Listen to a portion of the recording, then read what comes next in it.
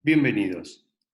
Soy Oscar Hugo Bottini, médico cirujano plástico y vascular, con un especial interés en la flebología y la linfología. Soy jefe del servicio de flebología y linfología también del Hospital Alemán de Buenos Aires, Argentina, y tengo el orgullo y el honor de compartir con mis colegas Willy Chi de la Universidad de California de Estados Unidos y el doctor Sergio Gianesini, presidente de la Fundación de la Universidad de Ferrara, Italia, eh, este proyecto educativo que permite llevar un poco de luz con información validada a las personas que así lo requieran. Es nuestra intención tener en esta tercera charla una conversación acerca de el correcto estilo de vida y las medias elásticas y sus instrucciones de uso. Le recordamos que el contenido de esta charla no busca reemplazar a su especialista en cuanto al diagnóstico y el tratamiento, ni competir con ello. Siempre recomendamos que ante cualquier emergencia usted se asesore con su especialista de confianza o consulte telefónicamente a las autoridades sanitarias si así lo requiriese. Por otro lado, nosotros no recomendamos ni producto, ni práctica, ni profesional alguno. Yendo a la presentación, decíamos en presentaciones anteriores que por qué nosotros no tenemos varices en los miembros superiores y sí las tenemos en los miembros inferiores. Y dábamos la explicación de que conforme la evolución se fue dando y la bipedestación en el hombre tuvo un costo caro, que es que la columna sanguínea fue siendo cada vez más alta, ya que el corazón se encontraba más distante del suelo o del piso. Esto hace que esa columna sanguínea, cuanto más extensa sea, más presión sobre las piernas y el pie. La manera que tiene el organismo de defenderse frente a esa presión y permitir el retorno de la sangre al corazón desde los pies, lo hace a través de dos mecanismos. Las válvulas venosas, que son unidireccionales, quiere decir que pueden ir solo en una dirección y que no permiten que retroceda los fluidos, en este caso la sangre, y la dirección que utilizan es de afuera hacia adentro, es decir, de la piel y los tegumentos hacia los músculos o hacia las venas que están en los músculos, y de abajo hacia arriba, es decir, de la bomba plantar o de las venas plantares hasta el corazón. Pero si estas válvulas fallan o la vena se dilata, estas válvulas se van a separar, van a permitir que la sangre retorne hacia los pies a lo que se llama reflujo, que van en sentido contrario de la circulación normal. Para que esto no ocurra, las válvulas actúan con un mecanismo,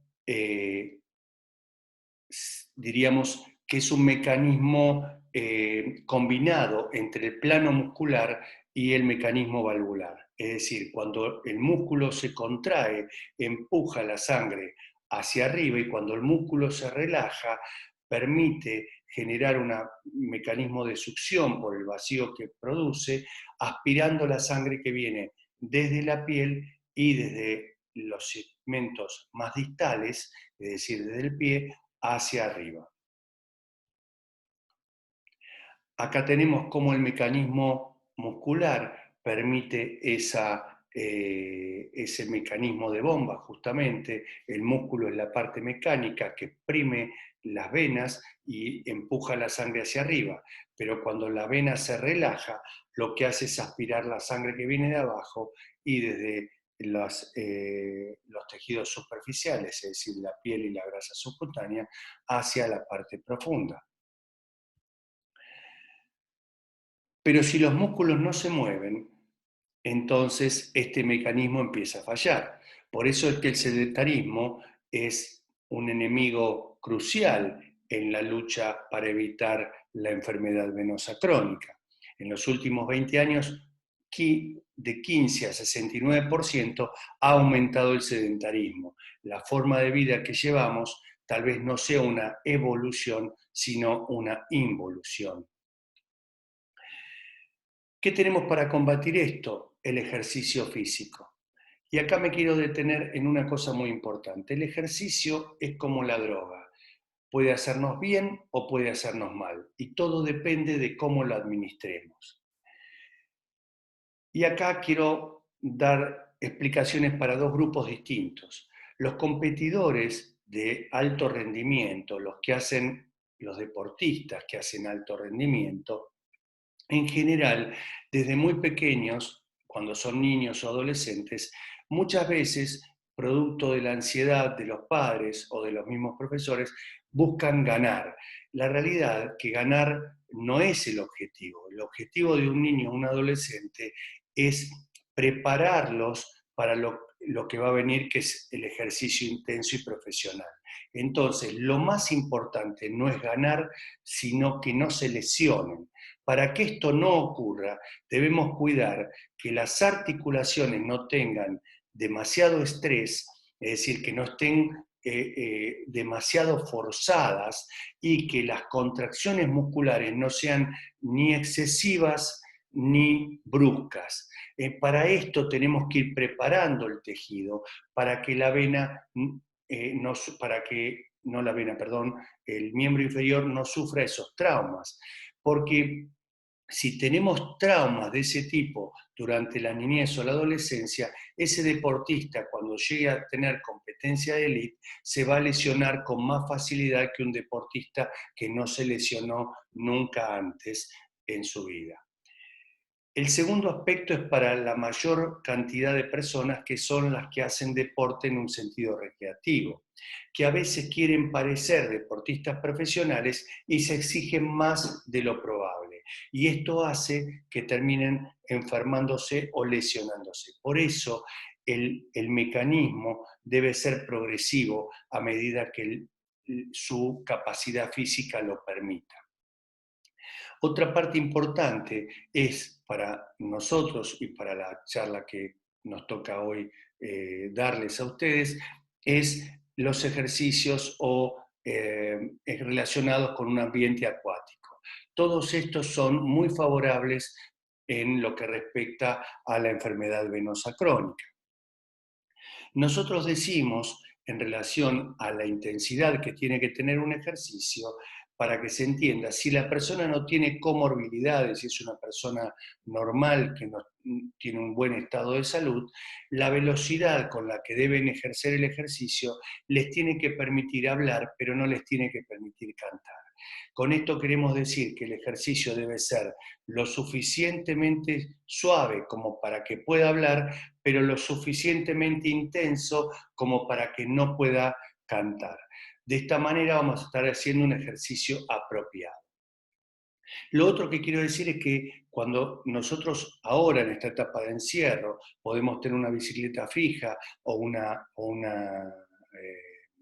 cinta para caminar, en estos dos aspectos tenemos que decir que la bicicleta fija la acción la hace sobre el muslo y la cinta o el caminar lo hace sobre la pierna y sobre la pantorrilla. En este sentido es muy importante entender lo que mencionábamos al principio. ¿Cuáles son los mecanismos de bomba que tiene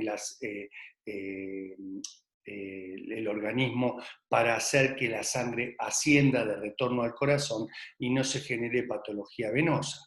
Bueno, los mecanismos de bomba que nosotros tenemos son, uno, el músculo de la pantorrilla, y en relación a lo que hablábamos anteriormente, es mejor cuando uno hace marcha o caminata, que le permite usar mucho más la bomba muscular de la pantorrilla. Por eso, entre los dos, prefiero siempre la caminata en cinta o en algún lugar, aunque sea reducido, en un jardín, etcétera, que usted pueda caminar bastante tiempo.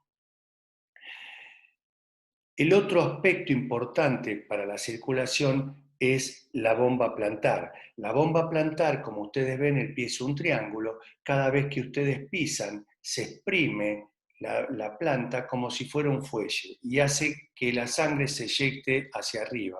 Y como decíamos en presentaciones anteriores, aquí comienza la movilidad circulatoria de ascenso al corazón. Por eso es muy importante que el apoyo plantar sea el correcto. Y para esto es muy importante que también el peso esté distribuido uniformemente sobre los miembros inferiores. Cuando digo esto es muy importante porque el sobrepeso empieza a alterar esto y si se acuesta más sobre una pierna que sobre otra o sobre algunos segmentos del pie, uno empieza a tener una marcha anómala que no permite que la circulación de retorno mejore y además genera problemas osteomusculares. Por eso es muy importante para esto realizar una pedigrafía estática que le permita ver cómo es el apoyo. Ustedes habrán visto en muchos casos, si ustedes miran los zapatos, van a ver que el taco se gasta más de un lado que del otro. Eso quiere decir que el apoyo no es del todo correcto. Entonces, es muy útil poder hacer estas pedigrafías porque nos dan un informe y un diagnóstico de cómo es el apoyo plantar. También en la marcha se puede hacer lo que se llama una pedigrafía dinámica, que se hace con la persona caminando y se va viendo cómo es el apoyo en la marcha. Esto es aún mejor para evaluar.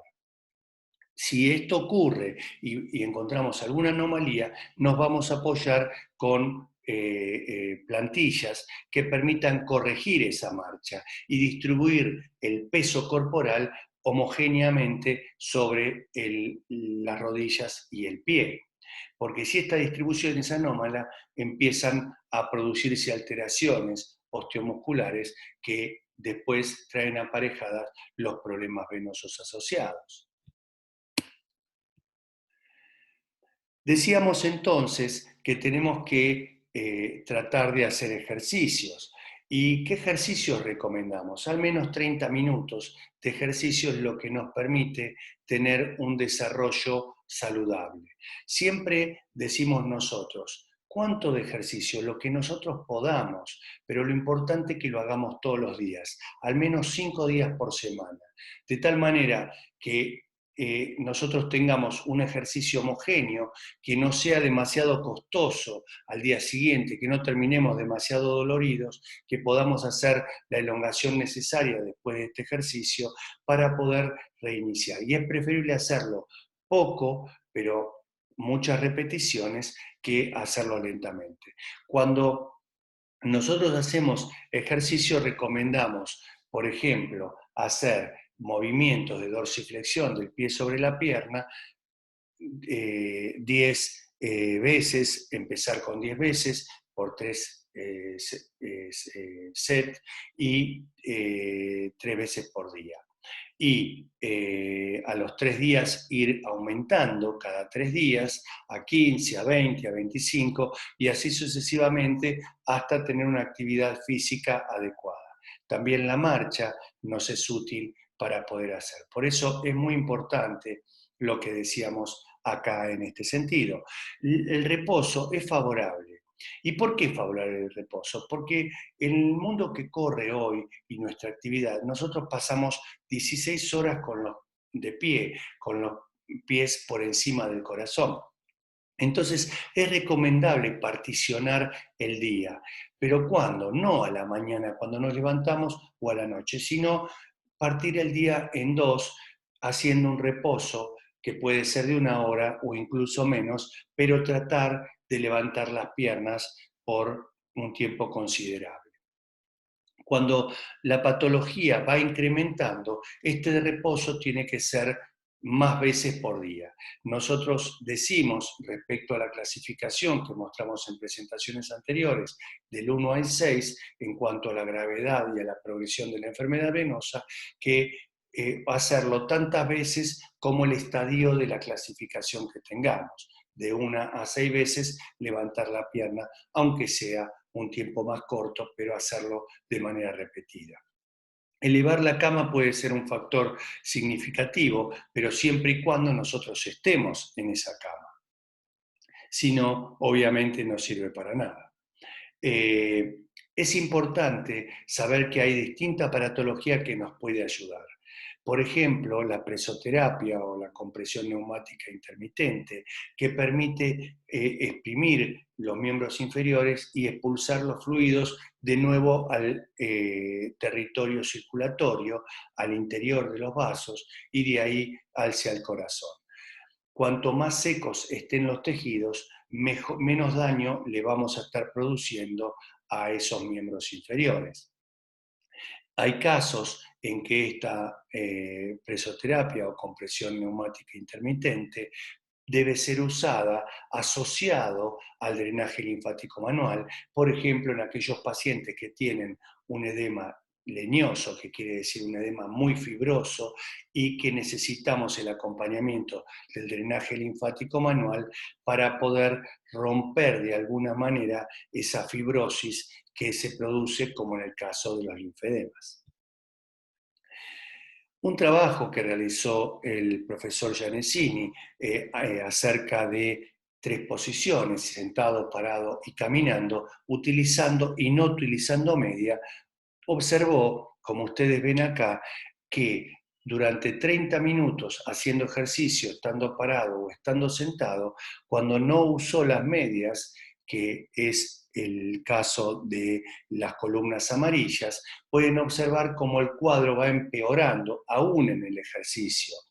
Aunque el ejercicio por sí solo es un elemento de ayuda, ven que el deterioro es mayor cuando el paciente se encuentra parado o sentado.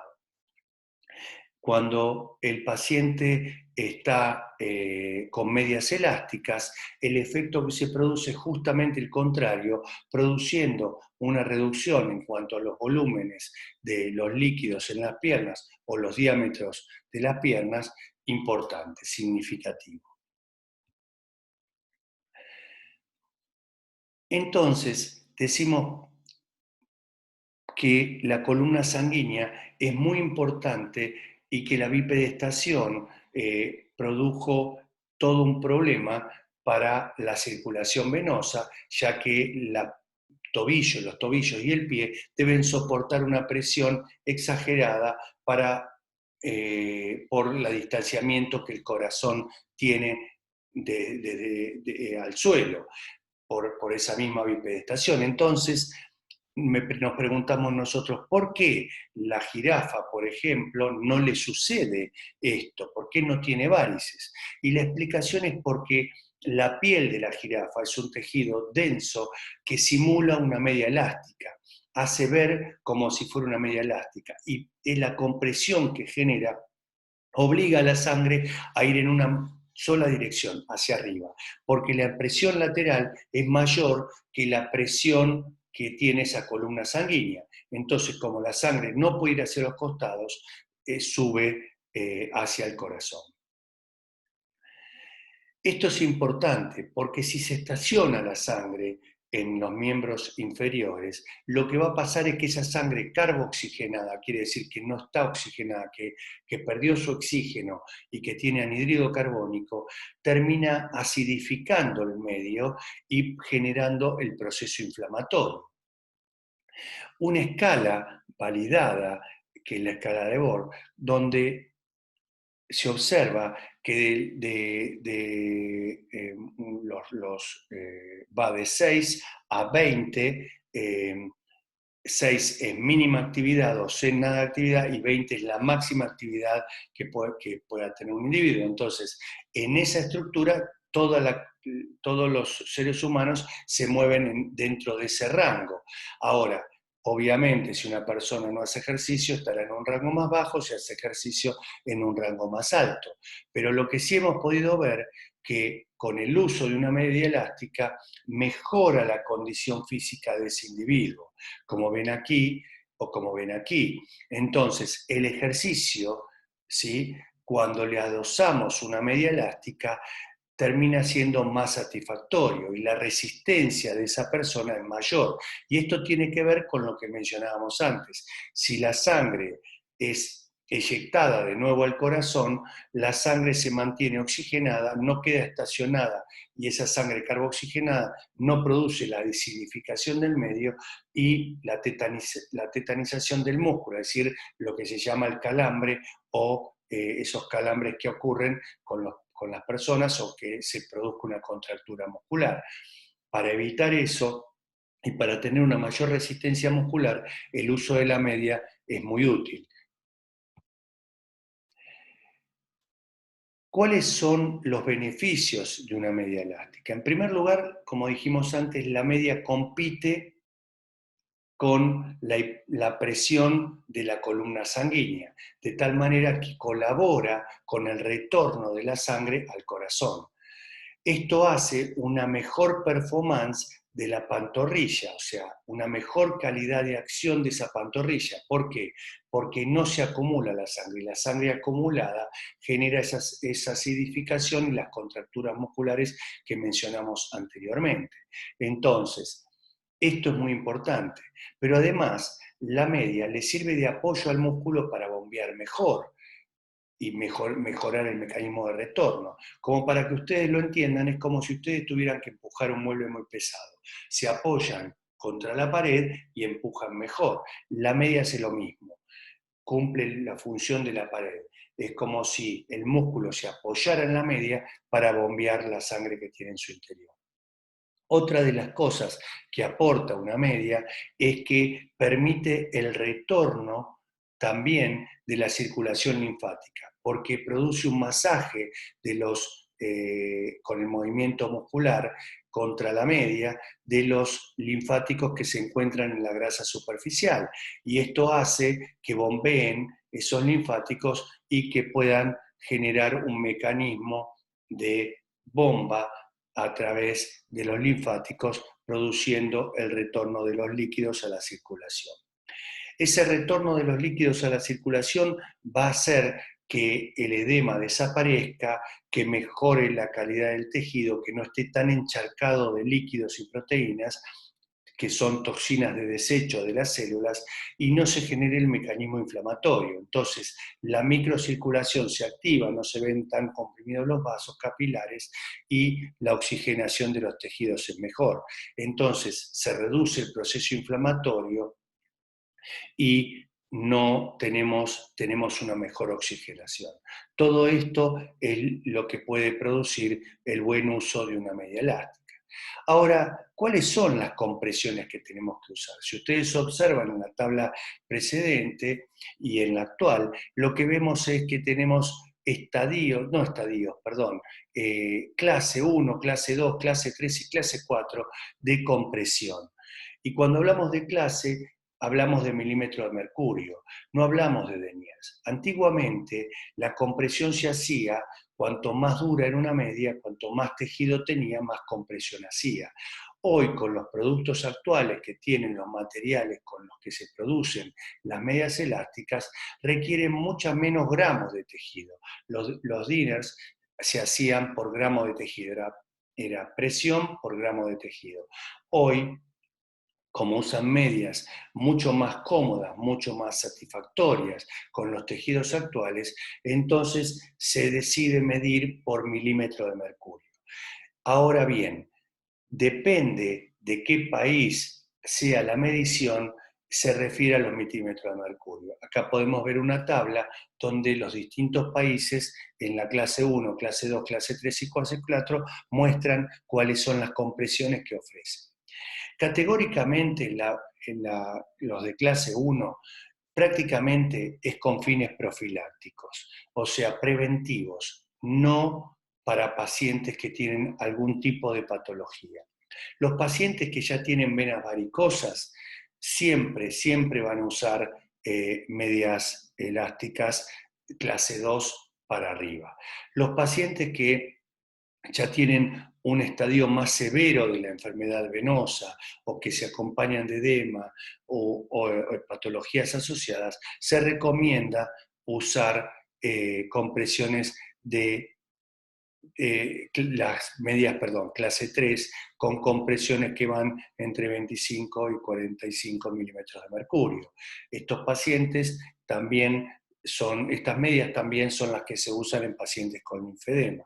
Y después tenemos los linfedemas muy importantes o los linfedemas muy marcados, que son pacientes que requieren altas compresiones, que son las clase 4, y mucho mejor si el tejido es un tejido plano, porque genera más confort, porque es un tejido que no tiene extensibilidad, es decir, es bastante rígido. ¿Cuáles son las contraindicaciones para el uso de la media? Las contraindicaciones son la insuficiencia cardíaca descompensada, o sea, la insuficiencia cardíaca congestiva, es porque el corazón que bombea la sangre no bombea suficientemente bien y se genera una hipertensión pulmonar. ¿Por qué? Porque la sangre que pasa por el pulmón derecho no puede ser eyectada después por el corazón derecho, por el ventrículo derecho, entra la sangre, pasa al pulmón, pero del pulmón no puede ser eyectada con la velocidad que requiere, se acumula en el pulmón y genera un edema pulmonar. Entonces, si nosotros sacamos el edema que está en la pierna, le vamos a aumentar el volumen de líquido al corazón y esto no le va a permitir eliminar esos líquidos con facilidad y puede producir un daño peor, que es el edema de pulmón. Entonces, otro aspecto importante es cuando el paciente no le llega sangre a la pierna. Si no le llega sangre a la pierna y nosotros no la podemos comprimir, es mucho peor. Esto sucede, por ejemplo, en la isquemia arterial crítica, que es las arteriopatías periféricas que tienen una isquemia crítica, una hemodinámicamente significativa, es decir, que la sangre no llega. Otro aspecto importante a tener en cuenta acá es que las neuropatías, como el paciente no siente, y sobre todo las neuropatías diabéticas, puede producir la compresión algún tipo de problema y como no siente el dolor, entonces no podemos el paciente no percibe el riesgo y puede lesionarse con algún pliegue de la media o con algo y producir una úlcera en ese lugar. Otro aspecto importante son las pieles frágiles, aunque esta no es una contraindicación absoluta, es una contraindicación relativa.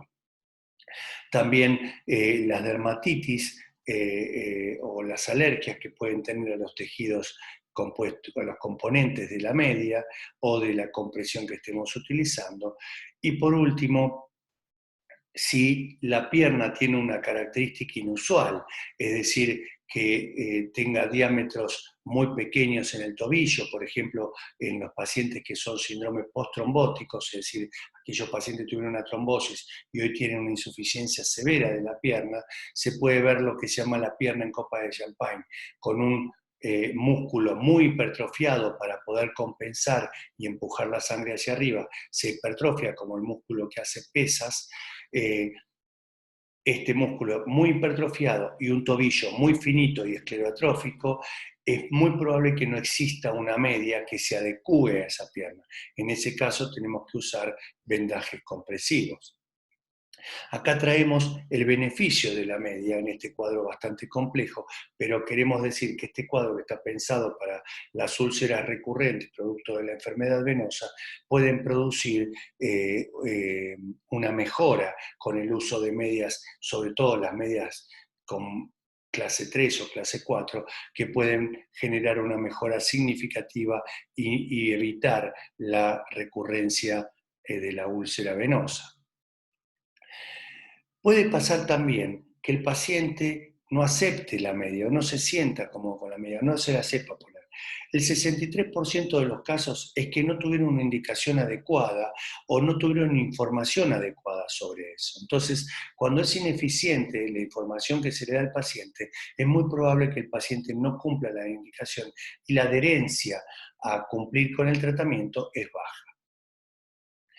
Otro aspecto importante para el no uso de la media es que a veces el paciente no la puede poner o le cuesta ponerla. Para esto hay dispositivos que son muy útiles para poder que el paciente por sí solo pueda valerse de colocar la media.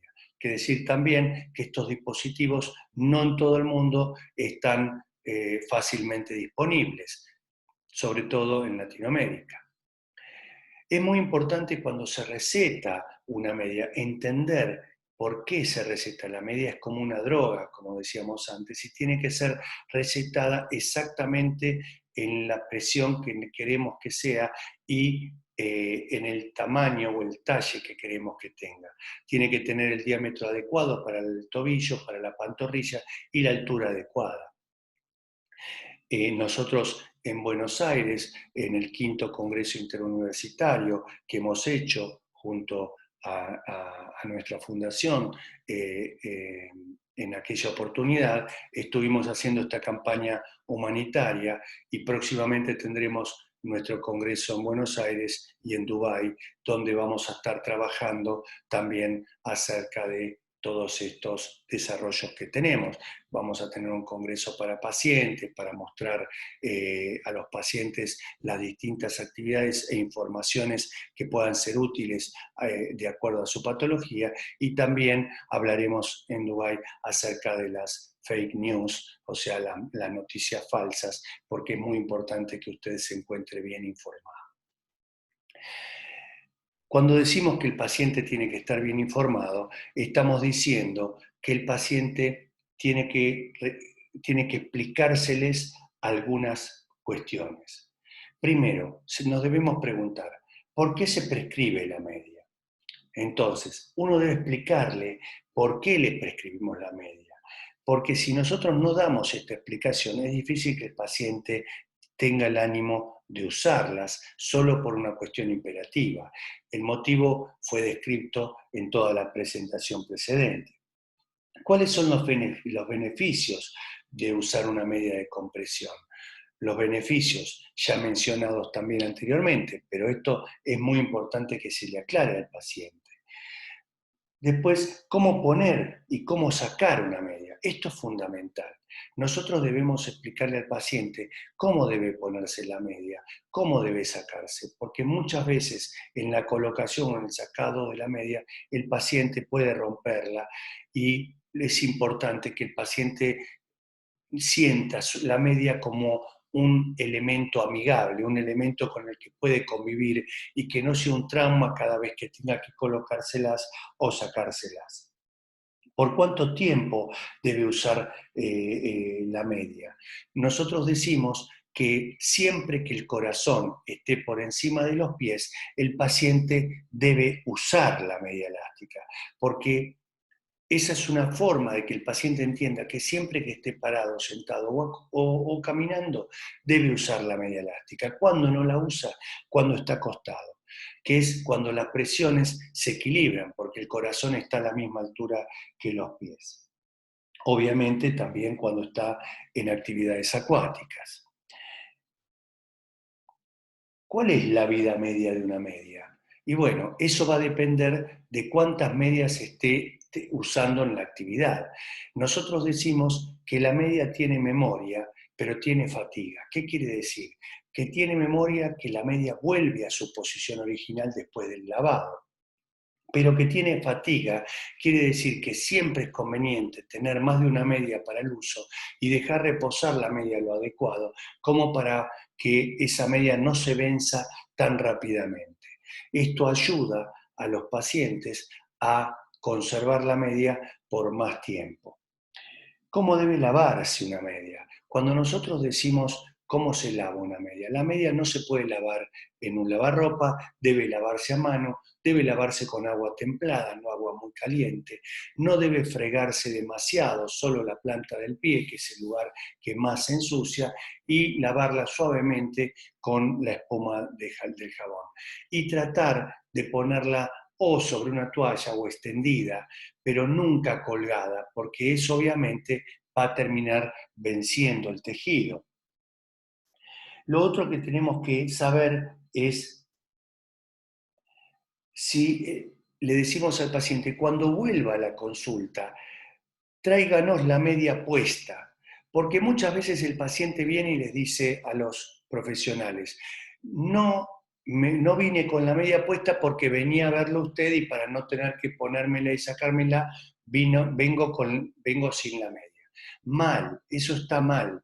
La media se debe usar siempre y el profesional tiene que verla con la media puesta, porque es la única forma de cotejar si lo está haciendo bien, si está bien colocada, si tiene algún pliegue, si tiene algún problema la media, si la compresión es la adecuada en cada punto.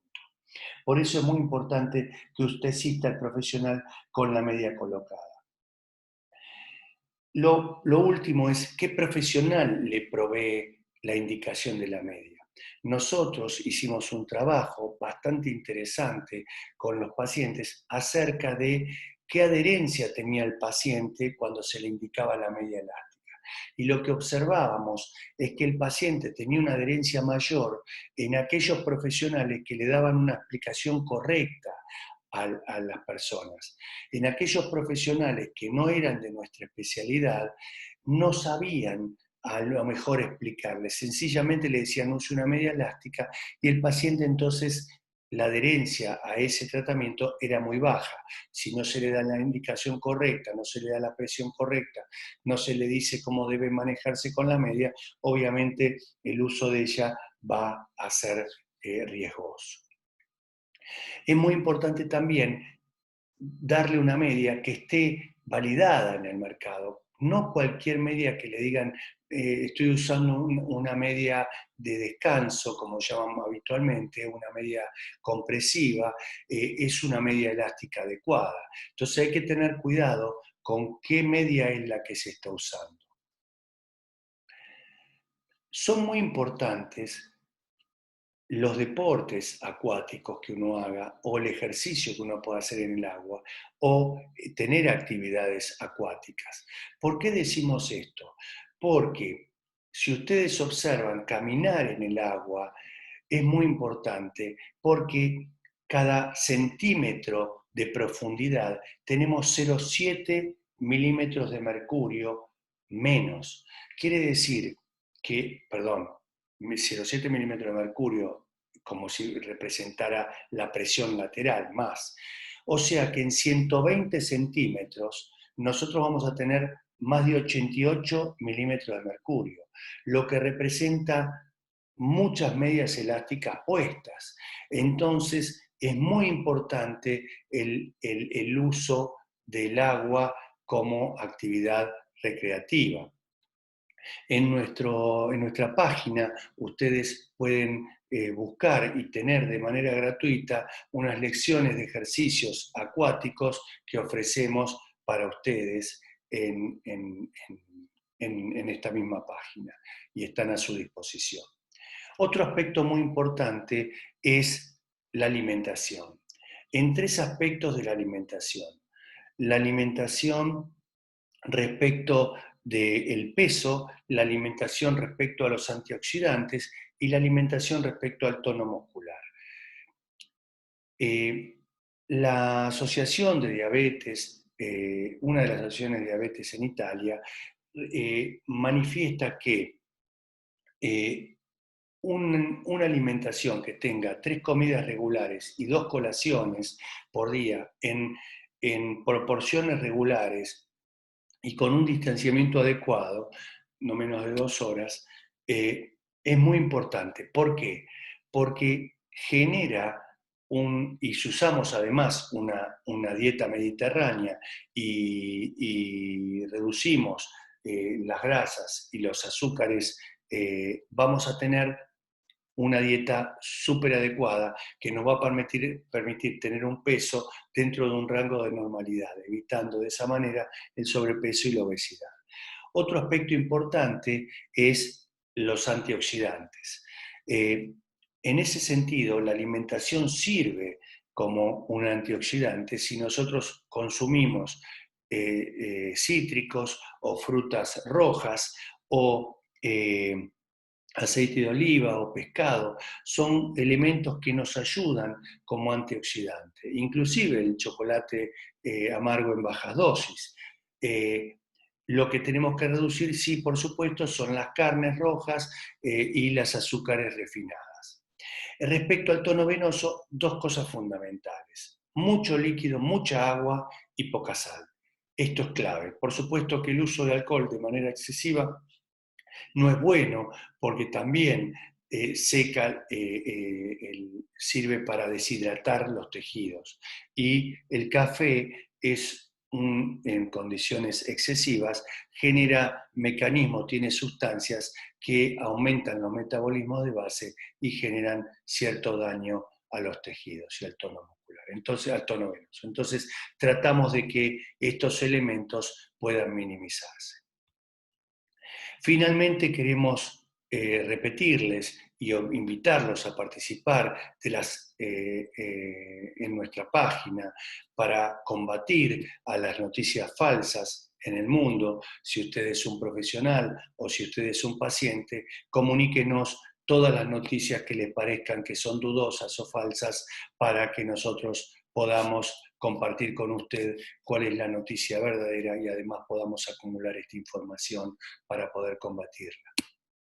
Finalmente, les ofrecemos continuar con nuestras páginas y ofrecerles nuestras reuniones cuando esta etapa desgraciada de pandemia pueda pasar. Estaremos en contacto con ustedes y tratar de poder reunirnos en alguna oportunidad, tanto sea en Buenos Aires como en Dubái, donde vamos a tener nuestros eventos futuros. Los invitamos nuevamente a la página a que usted pueda investigar nuestras encuestas y llenarlas para que pueda participar con nosotros. Entre en nuestra página, asesórese, es gratuita y estamos para servirles en lo que ustedes necesiten. Muchas gracias.